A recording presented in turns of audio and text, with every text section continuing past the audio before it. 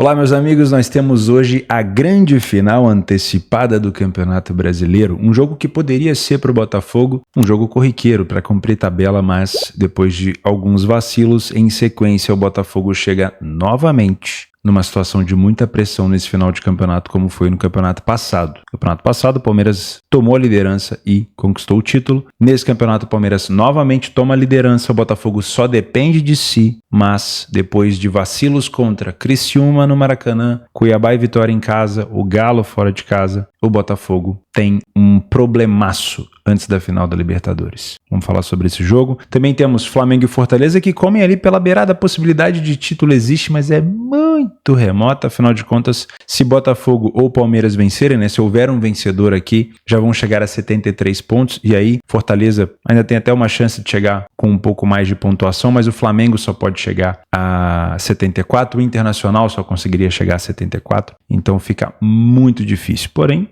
comem ali pela beirada e precisam da vitória. O Atlético cumpre tabela com um time muito provavelmente reserva contra o desesperado Juventude. Na Liga dos Campeões temos boa rodada também, temos bons confrontos. O Bayern de Munique pega o PSG, o City com 5 derrotas consecutivas enfrenta o Feyenoord. Provavelmente o Feyenoord deve pagar o pato, mas não é certeza, né? O Sporting recebe mais uma vez um clube inglês dentro de casa, depois de dar um cacete no City, porém sem o seu treinador Rubem Amorim. Será que vai mudar muita coisa no Sporting já de imediato? O Gyökeres continua por ali. O Leipzig, desesperado, enfrenta a Inter de Milão na Itália. Tudo que a Inter de Milão gosta é de um time que o ataque, que sai do seu campo defensivo, que tenta agredir a equipe da Inter, porque a Inter gosta de jogar atrás da última linha do seu adversário. O Salzburg também está numa situação bem complexa, vai precisar vir para cima, assim como o Young Boys vai precisar vir para cima da Atalanta, o Salzburg vai para cima do Leverkusen. E o Barcelona, que não vence há 2 jogos, empatou com o Celta Vigo e perdeu para a Real Sociedad, enfrenta o Brest, que na Liga dos Campeões é um time a ser batido, né? Invicto até o momento, com 3 vitórias e 1 empate. O Brest que, caso vença o Barcelona, assume até a possível liderança, mas se o Barcelona vencer, eles trocam praticamente de posição. Tudo isso e mais vários outros jogos complementares no nosso planejamento de hoje. Meu nome é Theo Borges, esse é mais um Bom Dia Mercado, nosso planejamento diário sobre apostas e trade aqui no YouTube. Eu espero conseguir te ajudar a fazer o melhor planejamento possível para essa terça-feira de final no Campeonato Brasileiro, dá para se dizer assim, dia 26 de novembro.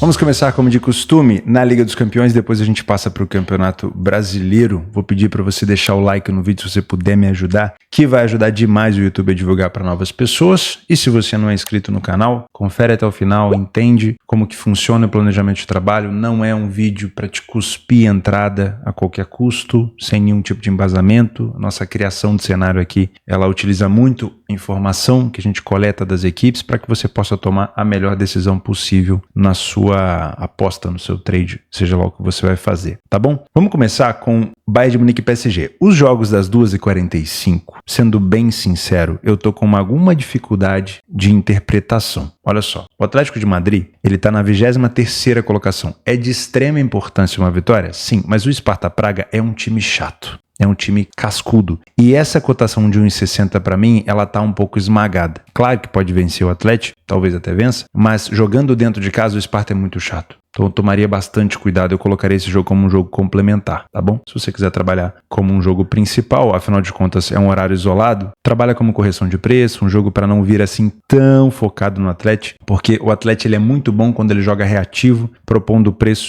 o jogo no caso, desculpa, ele pode ter um pouco de dificuldade porque o Sparta é muito forte em casa. Mas enfim, necessidade de vitória aqui é dos dois lados, né? O Sparta tá com 4 pontos, chegar a uma quinta rodada com apenas 4 pontos seria realmente muito difícil até de conquistar um lugar nos playoffs. A questão do Milan já é um pouco mais acessível porque o Slovan Bratislava é o último colocado, tem um saldo de -13 e perdeu todas as partidas. O Slovan é realmente um time assim coadjuvante na Liga dos Campeões. Mas uma cotação de 1,20 para o Milan também já é bem exagerado, assim como um Panther você vai ter dificuldade de encontrar valor por aqui. É claro que o desespero do Bratislava vai fazer com que o Milan tenha espaço para contra-atacar, o Milan pode até fechar esse jogo com uma goleada, mas precisa fazer o primeiro gol. O bom é que o Bratislava não pode ficar recuado recuado. Então, muito provavelmente, ao se expor, o Milan deve ter espaço aqui para contra-atacar. E, claro, vai ser bombardeado em um momento ou outro, né? O Bratislava precisa da vitória desesperadamente. E o Milan também pode acabar sofrendo gol por aqui. Então, eu acho que não vale o risco de uma odd 1,20. Se você quiser trabalhar handicaps, com o Milan tendo vantagem de 2 ou 3 gols, ou uma possibilidade de goleada, tudo isso dentro de uma metodologia, aí vale a pena. Agora, só colocar o Milan naquele bilhetinho que você vai fazer por diversão,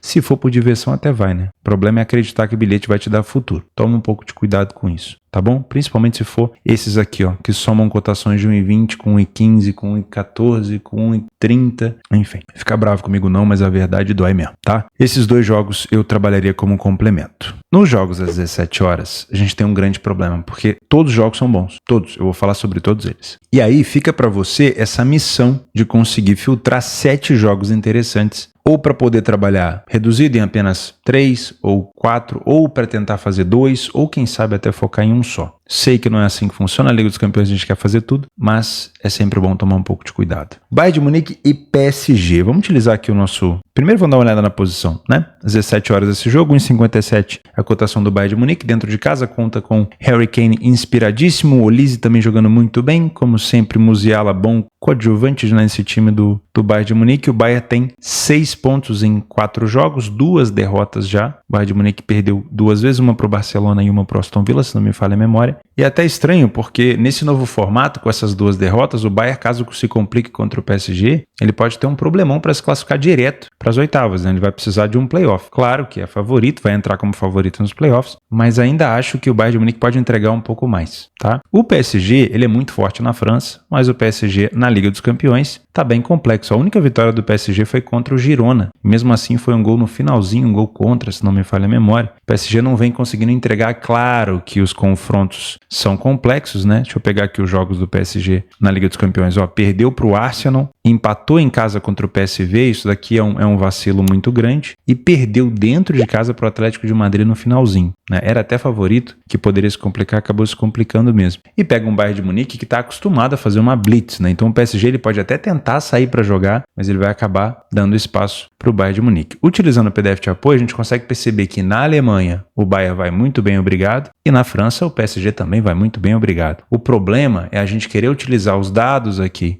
de um campeonato, principalmente do francês. O alemão é um pouco mais forte, mas principalmente do francês, para querer medir um confronto contra o Bayern de Munique. Eu sei que um ataque de 16 gols na França, ele pode não ser tão efetivo contra um Bayern de Munique, né? Já um ataque de 13 gols do Bayern, eu sei que ele pode ser mais efetivo. A defesa do PSG não é tão testada e ainda assim é um time que sofreu um gol por jogo, de média, fora de casa. O Bayern de Munique já tem uma defesa menos testada também, mas muito por conta da sua marcação-pressão, do seu estilo de jogo. O Kompany está fazendo um excelente trabalho. E aí a gente consegue perceber que o PSG se equipara na quantidade de finalizações que ele precisa para fazer um gol, ou seja, é um time com aproveitamento muito bom. O Bayern de Munique também tem, é muito próximo. Então são equipes que, se fosse uma cotação parelha, se fosse outro esquema, se o PSG não fosse um time francês, se o PSG fosse um time inglês, se o PSG fosse um time espanhol, muito provavelmente aqui a gente teria uma cotação bem mais próxima do jogo parelho, né? Do Bayern de Munique acima de 2 e tudo mais. Mas com o PSG tendo tanta facilidade na França, sem o seu grande nome, que era o Mbappé, fica difícil acreditar que o PSG consiga fazer com que a cotação do Bayern seja acima de 2 num pré-live. Seria uma coisa bem difícil de acontecer. Então, para mim, é uma cotação justa. Eu olho até para as estatísticas do PSG e consigo diferenciar o que é campeonato francês e o que a gente pode esperar na Liga dos Campeões. O PSG no primeiro tempo ele tem um excelente ataque, marca até mais gols do que o Bayern e sofre poucos gols. O problema do PSG tem sido na segunda etapa, que é justamente onde o Bayern de Munique mais cresce, né? Inclusive, se não me falha a memória, no segundo tempo o Bayern de Munique nesses últimos jogos tem marcado com muita frequência. Então vale a pena ficar de olho nisso, tá? Olha só, o Bayern de Munique marca 38% dos seus gols nos últimos 15 minutos mais os acréscimos. Para você que busca uma cotação mais elevada, uma situação de overlimit pode ser interessante. Ó, metade dos gols do PSG são sofridos também nesse momento. Pode ser muito bom você pensar no jogo aqui, uma possibilidade de trabalhar um overlimit nesses minutos finais, tá? Na questão de trade, para mim, se você é um trader, vale a pena ficar de olho num back favorito no Bayern de Munique, caso o PSG se comporte mais recuado, opte por um jogo reativo. É claro que existe o risco do contra-ataque do PSG, mas o Bayern de Munique tem sido muito forte no seu jogo de proposição na recuperação de segunda bola. Só que eu não posso interpretar o PSG como um Mainz, como um Gladbach, como um São Paulo.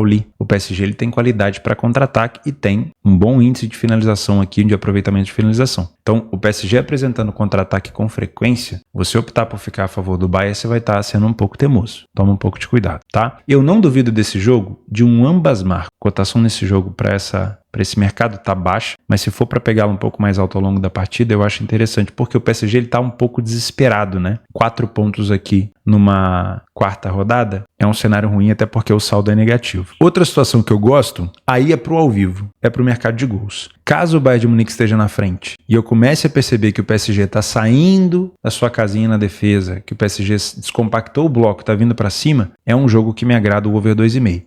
No momento, provavelmente a cotação vai estar esmagada, porque o Bayern vai ter acabado de marcar, mas eu esperaria lá para o final do jogo, talvez aos 60 minutos de jogo, faltando 30, faltando às vezes 35 minutos para acabar, uma cotação do over à frente, que no caso seria o 2,5. Seria bem interessante se o PSG estivesse saindo para o jogo. Tá? Então é um cenário para frente, é um cenário caso o Bayern de Munique esteja na frente. Porque se o PSG estiver na frente, provavelmente essa ideia de jogar compactado na defesa vai ampliar. E aí o jogo vai ficar mais amarrado, o Bayern pode até chegar a um empate, mas vai ser provavelmente numa finalização de fora da área, num gol de cabeça. O PSG ele tende a se agarrar na vantagem, então o PSG na frente não me agrada para trabalhar o mercado de gols, tá? De resto, a correção de preço cai muito bem. O PSG pode começar sendo amassado, você pode trabalhar tanto a favor do Bayern, se você não tem metodologia para o back favorito, o Lei a pior equipe em campo pode cair muito bem aqui, tá? Se você é um Panther, eu gosto de pensar numa vitória do Bayern, mas eu gostaria de uma cotação mais elevada. Eu já percebi aqui que o PSG ele faz bons primeiros tempos, não sofre tanto gol assim, e também percebi uma aceleração do Bayern no segundo tempo e uma quantidade de gols marcados muito grande nos últimos 15 minutos. Então, me dando uma boa cotação, uma boa margem ali em relação ao risco e recompensa, eu olharia com carinho no segundo tempo para uma vitória do Bayern de Munique. E se ele estiver atrás do placar, até por uma possibilidade de dupla chance para pegar esse empate do Bayern, tá bom? O PSG na frente já desmotiva bastante para o mercado de gols, como eu falei. City Final, a gente pode ter aquela situação aqui de o Final de pagar o pato, né? É claro que é uma hipótese, futebol nada é certo, o City não ganhou o jogo, não é porque o City precisa vencer para espantar a crise que ele venceu, né?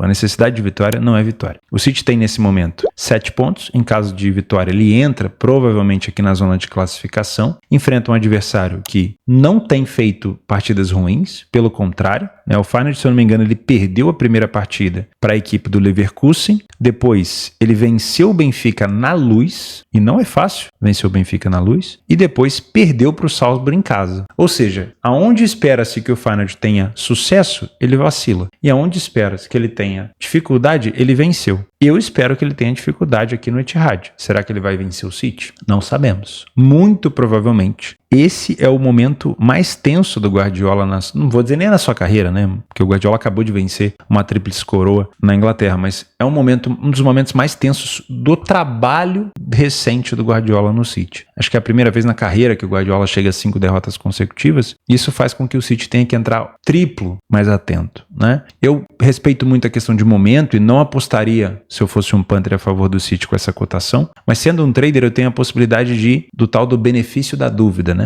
Eu vou esperar, não vou entrar na posição, vou esperar o City me dar um sinal de que ele está muito bem, muito focado, principalmente na recuperação de segunda bola, porque eu sei que esse time do Feyenoord é muito safado, é um time que sabe contra-atacar. Com um City focado e recuperando segunda bola, esse back favorito pode encaixar no trade, porque é um mercado que tende a estabilizar. Como um Panther, assim como eu falei no jogo do Milan, eu não te aconselho você pegar essa cotação de 1,20. O que eu te aconselho aqui é olhar talvez para um cenário de handicap asiático. Tá? Mas aí a questão e o gol do City vai sair cedo ou não é uma certeza de que vai sair, tá? Pode não sair. Então, qualquer tentativa de handicap asiático aqui, você tem que ter uma ideia de que o City vai marcar primeiro e vai marcar cedo, para você pegar uma cotação que compense o risco, tá? Para mim, que não sou um Panther, vou só trabalhar nessa onda de uma cotação de 1,20 com o City pressionando e massacrando. Para você que é um Panther, tem 2 caminhos. Ou o handicap asiático, ou a vitória do City no primeiro tempo, ou a possibilidade de pegar uma vitória tardia do City. Utilizando o que o Feyenoord vem fazendo na Holanda, claro que eu não posso mensurar aqui porque são enfrentamentos diferentes. O Feyenoord ele tem um aproveitamento nas finalizações muito melhor do que o City, tá? A mesma quantidade de finalizações em média que ele dá no gol, só que o aproveitamento dele é melhor. Isso porque o City está vivendo uma fase ruim. Olha só, o City no primeiro tempo, ele toma quase a mesma quantidade de gols que ele marca. Teve muito a ver também com a goleada sofrida agora para o Tottenham, né? O Feyenoord, então, ele é melhor no primeiro tempo. No segundo tempo, o Feyenoord consegue também ser melhor porque ele marca 3 vezes mais gols do que a equipe do City. Então, eu não duvido nesse jogo de um ambas marcas. É claro que se fosse para entrar nesse ambas, eu gostaria de uma cotação que valesse mais o risco. 1,95 ainda está baixo, mas eu não duvido de ter um City vencendo, mas tomando gol, porque o Feyenoord realmente é uma equipe que consegue aproveitar muito bem as finalizações que tem, tá? Como vem muito mal o City, o aproveitamento do City é ruim, o City não tem saído tanto na frente do placar, sofreu gol em praticamente todos os jogos. É até estranho você ver o City tendo esse tipo de comportamento, mas é a fase, né? Eu ainda acredito que o City consegue tirar essa sequência negativa contra a equipe do Feyenoord, mas tomem cuidado para não pegar qualquer tipo de cotação por aqui, tá?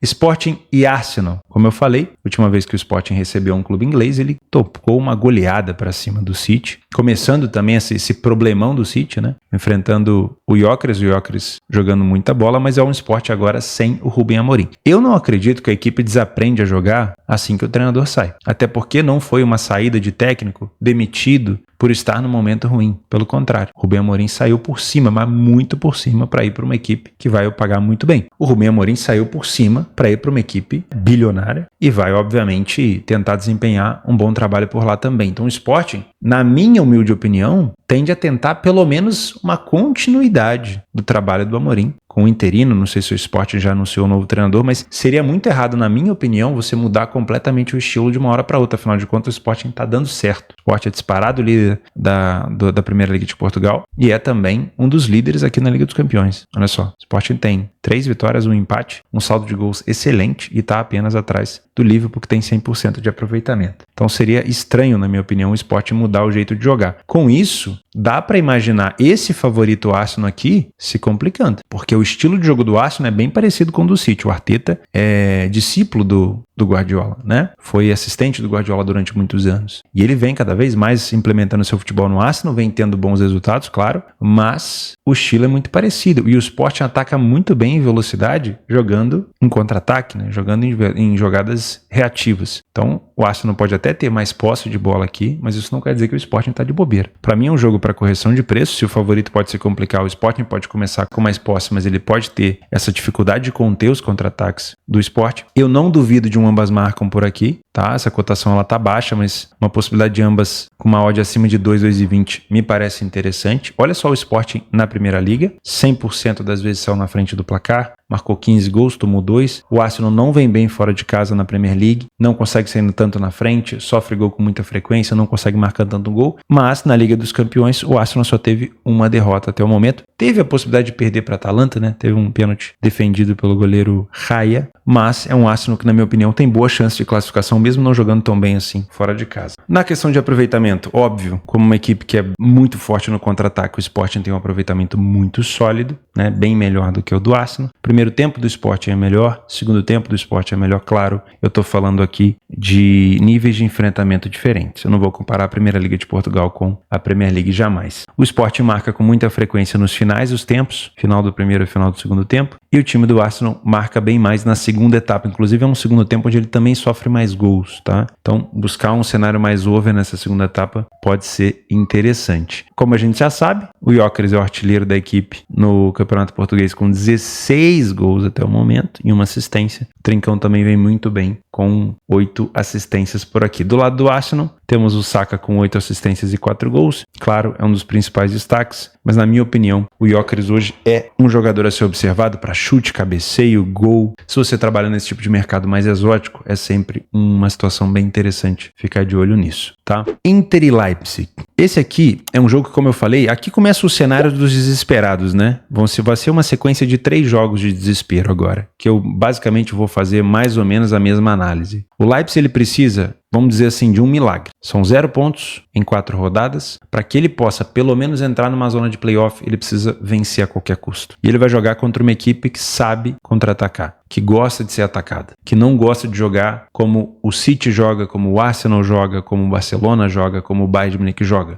A Inter de Milão gosta de jogar quando o time o ataca. A Inter de Milão gosta de jogar nas costas da última linha, tendo espaço para fazer lançamento, tendo espaço para passes entre linhas. E isso faz com que esse jogo seja extremamente interessante para gols e talvez perigoso para o mercado de resultado final. Entender que a Inter de Milão está na 5ª colocação e está pegando um dos últimos colocados e apenas isso te fazer trabalhar a favor da Inter ao 1,45 é raso, na minha opinião. Vamos mergulhar um pouco mais fundo, porque nessa de chamar o Leipzig para cima, a Inter pode ter um bom dia e conseguir fazer com que o seu jogo se desenvolva da melhor maneira, mas também pode ser atacada, pode tomar um gol cedo, pode ter um erro da zaga, e essa cotação de 1,45 num jogo que tende a ser mais kamikaze, na minha opinião, é muito baixa. Então eu prefiro te indicar aqui o mercado de gols, tá? Primeiro eu vou olhar para o 2,5, o cenário de 1,57 é uma odd de baixa, mas durante o jogo pode ser interessante. Vou olhar também para ambas marcam, porque ao tentar vir para cima, o Leipzig vai dar espaço, mas não vai desistir do jogo se estiver perdendo por 1-0. Então também pode ser um cenário bem interessante. É um jogo de correção de preço, porque se o Leipzig começar muito bem, mesmo sendo muito favorito, a cotação da Inter pode corrigir, tá bom? Agora, se você acredita muito na Inter de Milão e quer trabalhar a favor dela, aí você tem, na minha opinião, que pegar uma cotação um pouco mais elevada se você for um punter, tá? Olha só, o Leipzig costuma sair na frente com alguma frequência, tá? Falha pouco em marcar. E na Alemanha, pelo menos, 50% dos jogos não sofreu gol. Porém, vem de 2 derrotas consecutivas. O time da Inter precisa de menos finalizações no alvo para marcar um gol. Tem um primeiro tempo mais agressivo, com mais vitórias, e um segundo tempo mais parelho, tá? 86% dos jogos da Inter na Itália com over 1,5, 67% dos jogos do Leipzig na Alemanha com over 1,5. A Inter de Milão marca bastante nos primeiros minutos de jogo, também dentro do primeiro tempo. A Inter não marca tanto no segundo tempo. E o Leipzig também tem um índice de gols marcados maior ali dentro da primeira etapa, tá? Principalmente porque a Inter tem um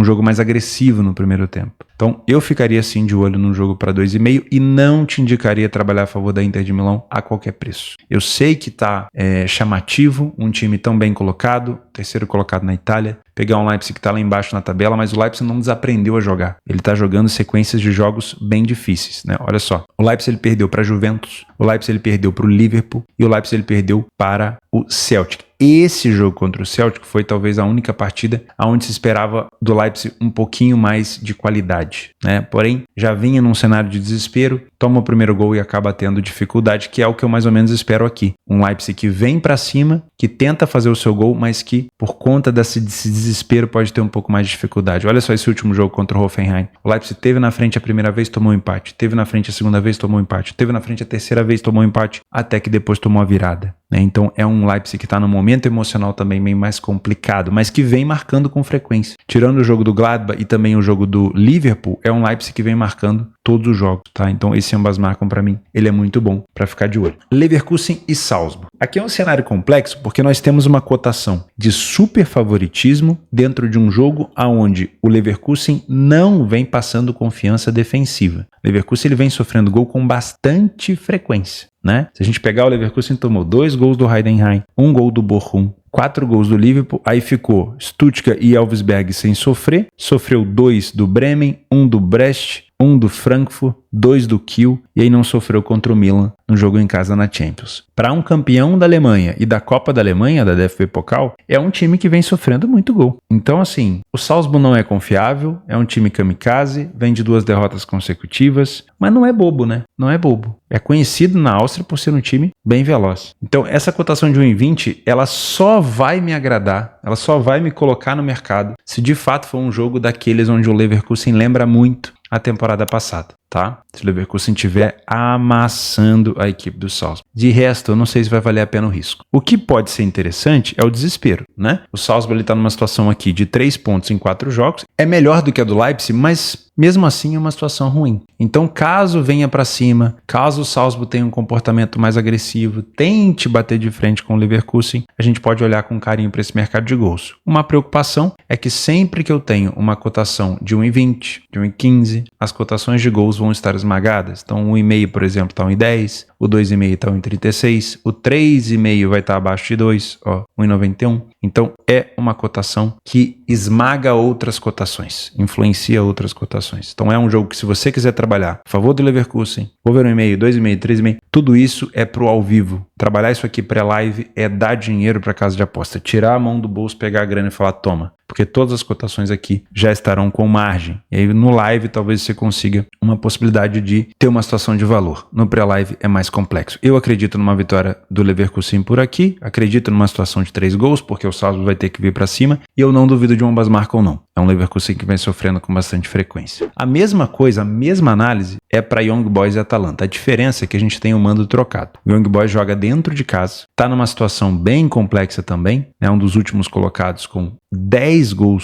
menos 10 gols de saldo, 4 derrotas consecutivas. A chance do Young Boys classificar aqui beira 0, né? Mas vai tentar fazer alguma coisa contra a Atalanta. A Atalanta não sofreu nenhum gol na competição. Foi a única equipe, junto com a Inter, as duas equipes italianas, que não sofreram nenhum gol ainda nas 4 rodadas da Champions. Absurdo, hein? A Atalanta vem muito bem, segunda colocada, né, no Campeonato Italiano, vai brigar pelo título esse ano pelo visto e pode vir longe também na Liga dos Campeões. Na minha opinião, essa cotação da Atalanta ela é justa. O Young Boys ele vem fazendo uma partida muito ruim. Vai, obviamente, ter a possibilidade de explorar o desespero do Young Boys. É claro que você vai ter ali um início de jogo onde o Young Boys vai tentar fazer uma pressão absurda, uma marcação muito forte, uma tentativa de finalização a todo custo. Isso pode dar uma assustada, isso pode fazer com que a Atalanta tome um gol cedo, é verdade. Mas com um pouquinho de calma, e o Gasperini treina muito bem essa equipe, a Atalanta pode escapar no contra-ataque e punir o Young Boys. Então, para trabalhar a favor da Atalanta, eu já tenho receio. Por que o receio, Theo? Porque eu vou ter muita marcação, muita vontade. Vou ter uma equipe do Young Boys tentando a todo custo, no início do jogo, resolver a situação. Isso pode fazer com que a cotação da Atalanta corrija, isso pode fazer com que o Young Boys marque um gol cedo. Não quer dizer que o Young Boys vai vencer o jogo, mas pode acontecer esse cenário de complicação. Então, ao invés de trabalhar 1,40 a favor da Atalanta, eu prefiro pensar em gols, tá? Porque eu sei que a Atalanta vai ter espaço durante os 90 minutos, porque o desespero do Young Boys é muito grande. E eu sei que se o Young Boys marcar o primeiro gol, ao recuar ele vai dar, obviamente, condição para a Atalanta também, porque defensivamente é uma equipe frágil. Pelo menos esse ano tem sido, tá? Então, aqui eu prefiro também pensar no mercado de gols, uma possibilidade de 3 gols. Não duvido de ambas marcam também, porque aqui o Young Boys, mesmo perdendo de 3, 4, ele vai para cima. E, obviamente, se for para trabalhar a favor da Atalanta, que seja com um risco-recompensa muito melhor do que esse. Uma odd de 2 para a Atalanta aqui já não é uma odd boa, na minha humilde opinião. Porque o tempo todo, enquanto esse jogo estiver empatado, o Young Boys vai vir para cima martelando.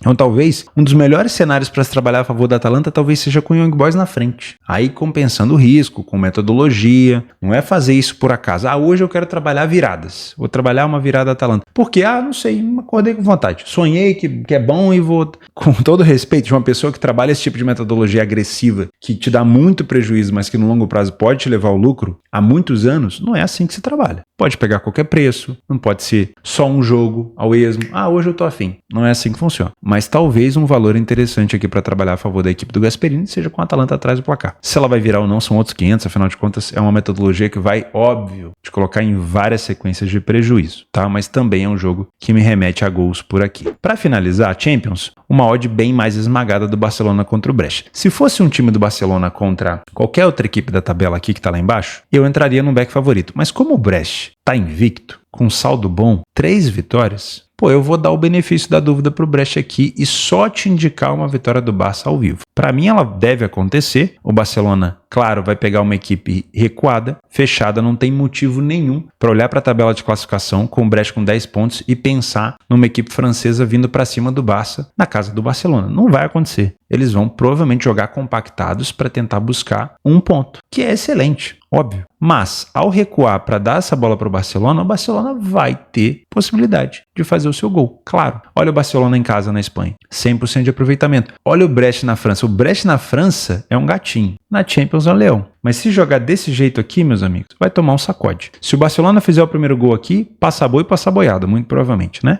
Agora, se o Brest conseguir segurar, você pode ter um campo para trabalhar a favor do Barcelona no primeiro tempo, num back favorito, e também até nos minutos finais. Quem sabe o Brest tendo êxito durante boa parte do jogo, mas acabar sofrendo. Barcelona atrás do placar não muda muito o cenário. O Barcelona vai continuar enfrentando uma equipe muito fechada. Claro, mais aguerrida por estar na frente do placar, o Barcelona mais nervoso, mas continua o mesmo cenário, tá? Então talvez buscar um cenário de dupla chance se o Barcelona estiver perdendo, ou de virada, não é um cenário ruim. Porém, não vai ser um bom cenário para gols. O cenário bom para gols é o Barcelona na frente. Quer trabalhar o 2,5, 3,5? Barcelona já na frente do jogo, fica mais interessante. Fechou? Vamos para o Campeonato Brasileiro agora. O Fluminense enfrenta o Criciúma num jogo importantíssimo. Primeiro porque é confronto direto, né? Um confronto direto mesmo, olha só. O Fluminense tem 38 pontos, o Criciúma tem 37. Com a vitória, se o Fluminense conseguir alcançar essa vitória, o Fluminense vai a 41 pontos. É o suficiente para escapar? Não é, mas é um passo muito importante. Caso não vença, se esse jogo terminar empatado, o Fluminense já tem um cenário mais complexo. Apesar de ainda pegar o Cuiabá, que já está virtualmente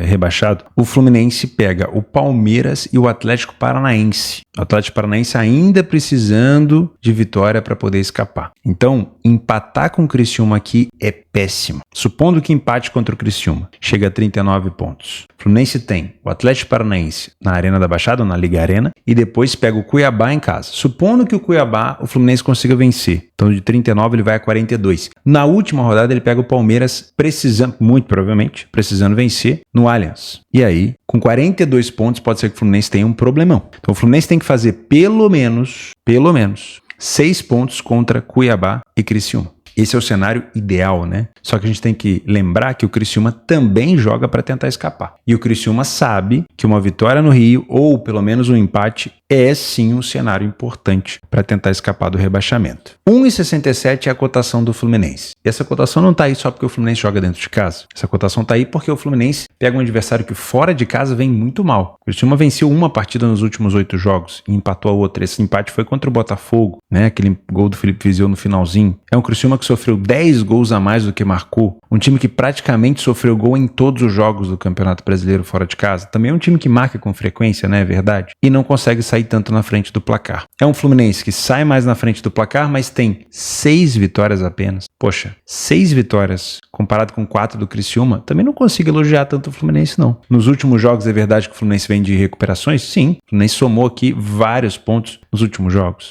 3, 6, 9, 12, 13, 14, 15 pontos nos últimos 8 jogos. É bom? Poderia ser melhor. Mas para uma equipe que não vinha conseguindo pontuar tanto, é bom.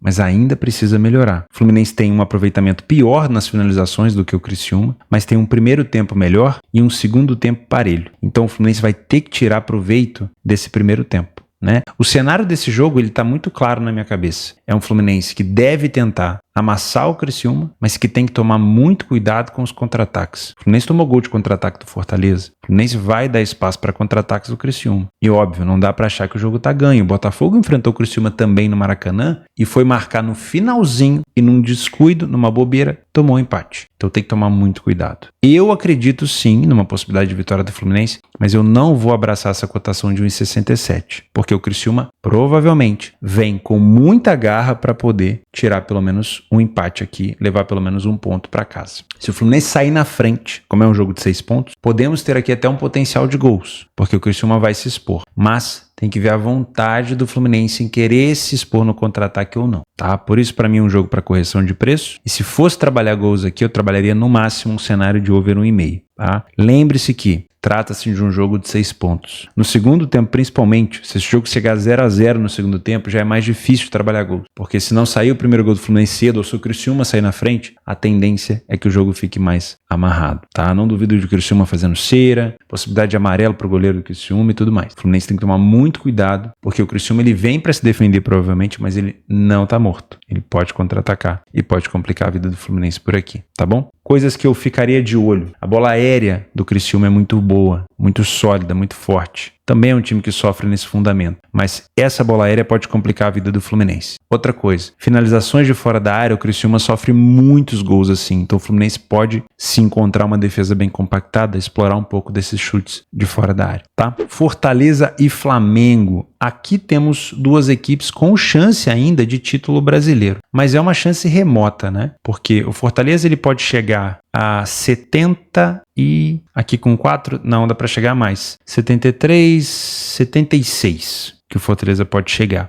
76 pontos. Fortaleza, então, tem uma chance maior do que o Flamengo, né? Porque o Botafogo, se vencer, vai a 73, o Palmeiras, se vencer, vai a 73. Então, o Botafogo pode somar no máximo aqui 79 pontos. O Palmeiras também 79 pontos no máximo. Então, o Fortaleza com 76, se conseguir fazer uma boa sequência, um bom final de campeonato, dá para sonhar ainda, né? Vai ter que torcer por um empate de Palmeiras e Botafogo, vencer o seu jogo direto contra o Flamengo e depois conquistar mais algumas vitórias. Vamos ver quais são os últimos jogos do Fortaleza. Fortaleza pega o Vitória fora, o Atlético Goianiense já rebaixado fora e, se eu não me engano, ainda tem um confronto com o Internacional. Posso estar fazendo confusão, mas eu acho que sim. Não são jogos fáceis, mas o Vitória provavelmente já vai ter escapado, né? O Vitória nesse momento está aqui com 42, vamos ver como é que vai estar no final. E o Internacional é confronto direto. O Atlético Goianiense já é um rebaixado virtual, né? O Flamengo já é uma situação mais difícil. O Flamengo teria que vencer tudo. O Flamengo ainda pega o Inter, pega agora o Fortaleza, tem o Criciúma. E o Flamengo, ele tem no máximo a chance de chegar a 74 pontos, né?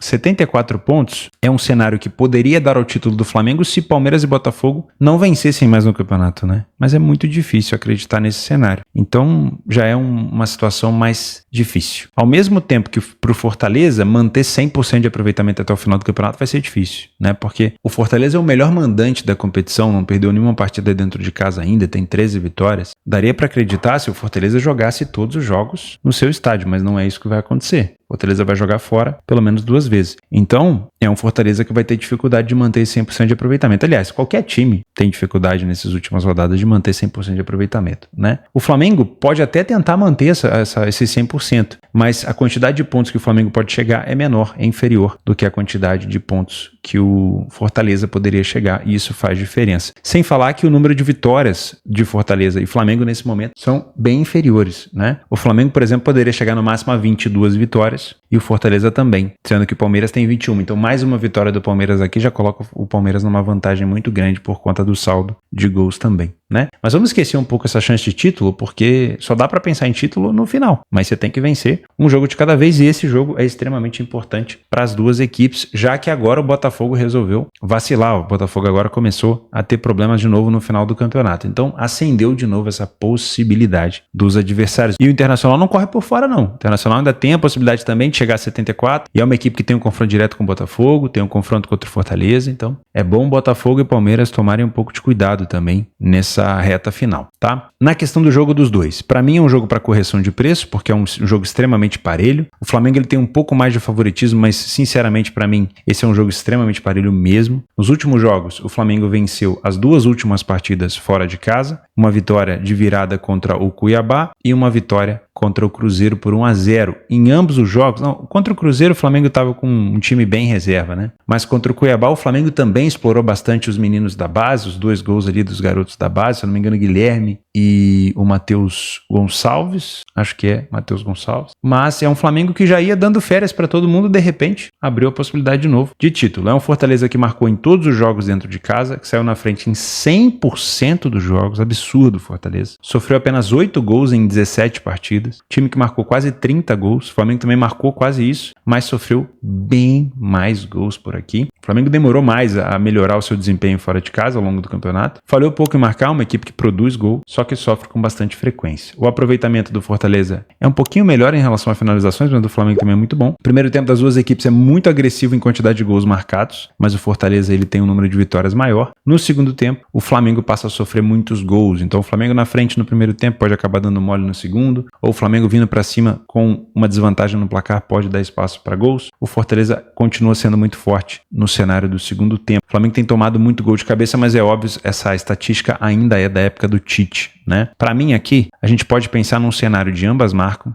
Tá, o Fortaleza é uma equipe que sofre pouco em casa, mas o Flamengo conta com a volta agora do Gerson, do Gonçalo Plata, do Léo Ortiz, que estavam com as suas seleções. Fabrício Bruno está suspenso por conta de acúmulo de cartão vermelho, o Everton também. Do lado do Fortaleza, o Rossetto retorna depois de suspensão. O Vojvoda então pode repetir o mesmo time que fez, se eu não me engano, contra o Fluminense, inclusive utilizando ali o Marinho e o Moisés de ponto o Marinho que marcou contra o Fluminense. O segundo gol, se não me falha a memória. Então, para mim, esse ambas marcam pode ser interessante, assim como um cenário de over 1,5 gols, tá? Agora, te dar uma indicação de vitória seca de uma das duas equipes, sendo bem sincero, eu não tenho essa bola de cristal. Porque por mais que o Fortaleza tenha todos os méritos aqui de não ter perdido ainda dentro de casa, melhor mandante da competição, a última vez que o Flamengo foi em Fortaleza, ele conseguiu vencer por 2-0. E o primeiro jogo no Maracanã, né, o turno, o Fortaleza venceu o Flamengo por 2-1. Então também tem ali um quesinho de motivação do Flamengo, né? Então, das últimas 3 partidas, nas últimas 4 partidas, 2 vitórias para cada lado. Das últimas 6 partidas, 3 vitórias para cada lado. É um confronto muito parelho. Não é à toa que o mercado tá indeciso por aqui. E aí, trabalhar como correção de preço é o melhor cenário possível. Para você que é um punter, eu ficaria mais num cenário de over 1,5 gols ou a possibilidade de uma dupla chance ou um empate anula por aqui, se você tem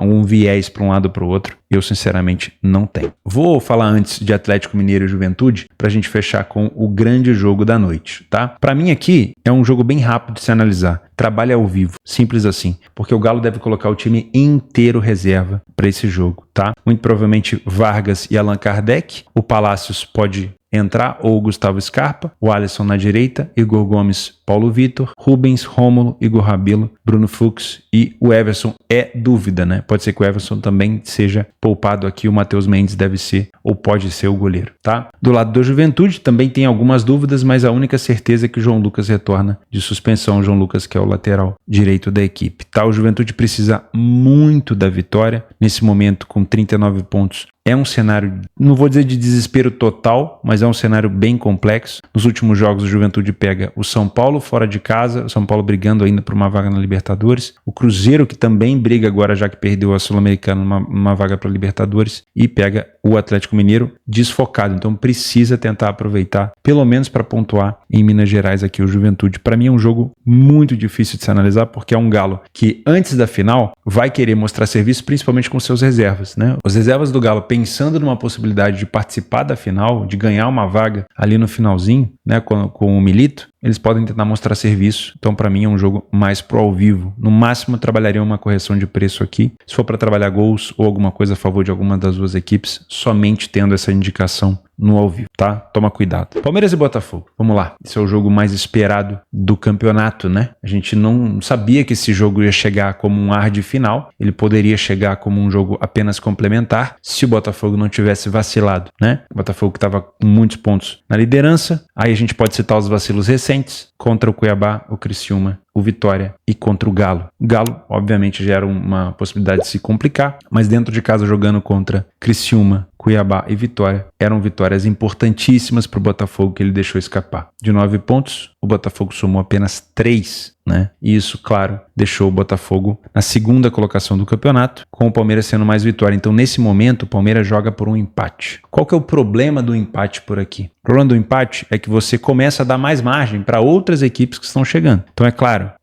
esse jogo vai começar mais ou menos ali depois do final de Fortaleza e Flamengo. Se o Fortaleza venceu, é uma pressão maior ainda para o lado do Palmeiras. Então, o Palmeiras não pode entrar só pensando na questão de empate. É claro que se acontecer um empate, vai ser bom para o Palmeiras, porque ele mantém o Botafogo ainda atrás na tabela e ele tem confrontos mais acessíveis, vamos dizer assim, que o Botafogo. O Botafogo ainda enfrenta o Internacional no Beira-Rio, né? Mas o Palmeiras não pode também se dar o luxo de pensar só em empatar e esquecer que o Fortaleza pode chegar a 76 pontos no campeonato. Então, se o Fortaleza venceu, uma pressão um pouco maior. Se Flamengo e Fortaleza empataram, aí já morre abraçado os dois ali, muito dificilmente eles vão conseguir alguma coisa. O ponto é que o Botafogo chega para esse jogo tendo uma pressão muito grande da imprensa, da torcida. Aí eu não vou dizer da parte da SAF, porque eu acredito que o Botafogo esteja unido ali dentro, acredito eu, tá? É a semana, vamos dizer assim, mais importante da história do Botafogo, que o Botafogo vai enfrentar o Galo na final da Libertadores pela primeira vez, no sábado. É um Botafogo que perde gás num momento extremamente delicado. Se fosse uma final da Libertadores daqui a um mês, e esse confronto acontecesse terça-feira, o Botafogo poderia entrar muito mais tranquilo. Mas não, é alguns dias antes só. 26, você tem 27, 28, 29 para descansar, dia 30 é o jogo. Então,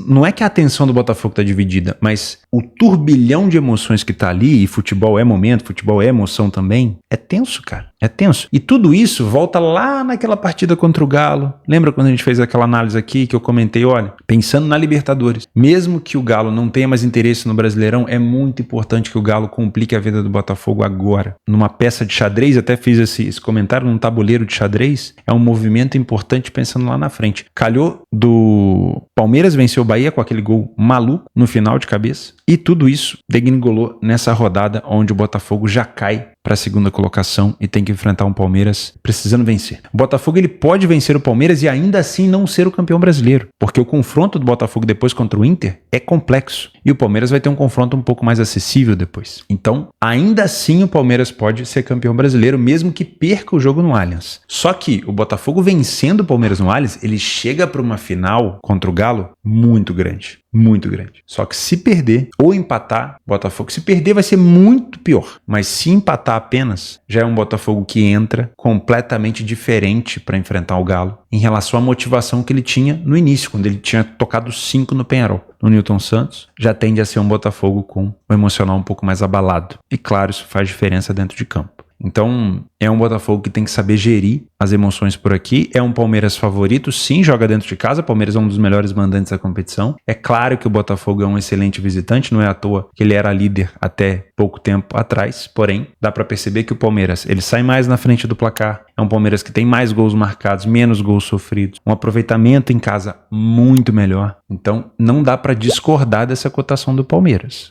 Ele, de fato, ele é favorito por conta das estatísticas que ele vem apresentando. Agora, eu vou ser um pouco mais realista por aqui. Apesar de emocionalmente o time do Botafogo estar mais abalado, eu não estou vendo o Palmeiras jogar isso tudo de bola. O Palmeiras não jogou bem contra o Goianiense. O Palmeiras não jogou bem contra o Bahia. É claro que no final você enxerga 6 pontos, mas o Botafogo não vem jogando mal. O Botafogo não jogou mal contra o Galo. O Botafogo não jogou mal contra o Criciúma, não jogou mal contra o Cuiabá, não jogou mal contra o Vitória. A bola não entrou. Aí você tem mérito do adversário, mérito dos goleiros, demérito, claro, dos atacantes do Botafogo. Mas o Botafogo não vem jogando mal. Não dá para resumir o fato do Botafogo ter empatado 4 jogos a jogar mal. É claro que é ruim você empatar no cenário onde você tem que vencer, mas não jogou mal. Então, o Palmeiras, se ele vier para o Allianz para fazer um jogo defensivo, para forçar o Botafogo a ter dificuldade de espaço, como fez Vitória, Criciúma e Cuiabá, é um favorito que pode se complicar, com todo respeito. Porque no futebol jogado, no futebol apresentado, eu sei que o Palmeiras tem, como diz muito o seu treinador, né, coração gelado, cabeça fria e tudo mais, porém, futebol apresentado, o Palmeiras hoje não tem jogado um futebol tão sólido.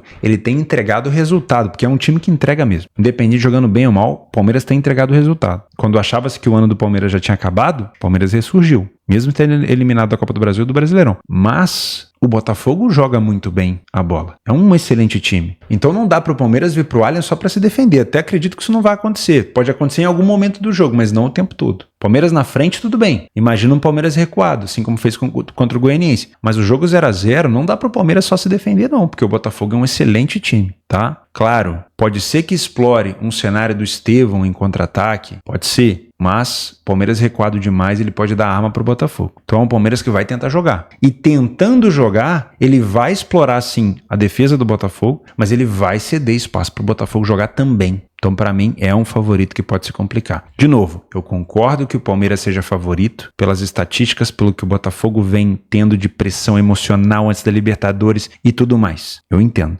Mas futebol jogado, nos últimos jogos, eu não consigo dizer que o Botafogo jogou mal. Eu consigo dizer que ele teve um aproveitamento ruim, mas ele jogou mal. Não, o Palmeiras não jogou tão bem. Então, é um favorito, sim, que pode se complicar, na minha opinião, tá? É um jogo para correção de preço, porque se o Palmeiras começa recuado, tentando tirar espaço do Botafogo para aproveitar contra-ataque, o Botafogo, com a posse de bola, vai forçar essa cotação do Palmeiras a subir com certeza. 2, 3 finalizações do Botafogo em sequência, essa cotação do Palmeiras já passou de 2, tá? Para o Palmeiras forçar essa cotação a se manter aqui, ele vai ter que empurrar o Botafogo para trás, surpreender o Botafogo e, claro, vai dar espaço para o Botafogo jogar também, tá? Então, para mim, é um jogo para correção de preço. Como se trata de um jogo de 6 pontos, eu não olharia tanto para o mercado de gols, tá?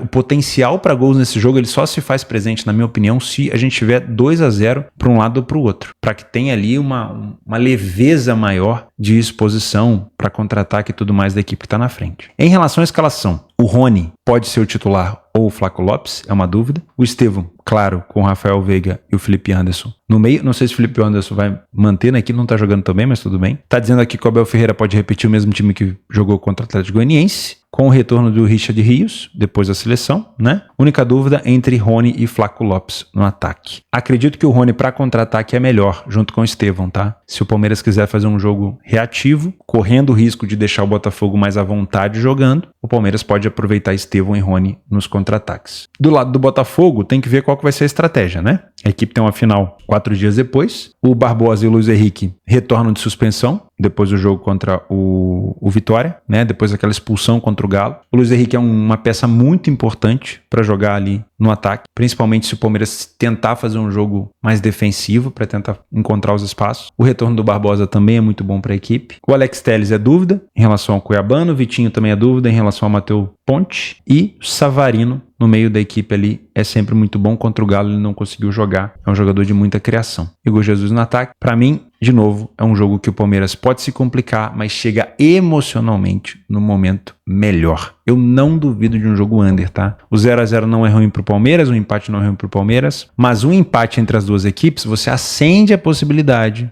do Internacional, dependendo do resultado do jogo, do Fortaleza e até, quem sabe, do Flamengo. Mas esse assunto fica para as próximas rodadas. O fato é que a final da Libertadores já começou para o Botafogo faz tempo. Ela começou lá naquele jogo contra o Galo. E nesse momento o Galo está em vantagem. Se o Botafogo vence o Palmeiras no Allianz, o Botafogo vai chegar bem grande para a final da Libertadores. Agora, se perde, o empate já é muito ruim, mas se perde, o Botafogo chega muito pressionado para essa final no sábado. Vamos ver o que vai acontecer por aqui, tá? Para mim, se você é um Panther, tomaria cuidado com essa cotação do Palmeiras, que o momento é bom, emocionalmente falando, mas futebol praticado, sinceramente, não tô vendo o Palmeiras jogar tanto assim. É um time emocionalmente mais bem preparado e é visível isso. Foi visível na temporada passada, tá sendo visível agora. Parece que o Botafogo tem dificuldade de decidir quando a situação aperta. Mas qualidade, entrega, o Palmeiras está tendo dificuldade. É claro que são 3 finais daqui para frente, né? E finais se ganham, não se jogam. Vamos ver se o Palmeiras consegue continuar entregando resultado sem entregar tanta qualidade, mesmo contra uma das melhores equipes do Brasil esse ano. Vou deixar aqui embaixo, no Radar Esportivo, o link dos jogos complementares que nós temos nessa terça-feira. O espaço está aberto aqui para você me ajudar com complementos, informações, correções. Se você tem outra visão desses jogos também, compartilhe aqui comigo, com os nossos amigos aqui embaixo. E lembre-se, apostas são para mais de 18 anos, faça com responsabilidade, cuide bem do seu capital, do seu emocional. Um grande abraço, fica com Deus e até amanhã.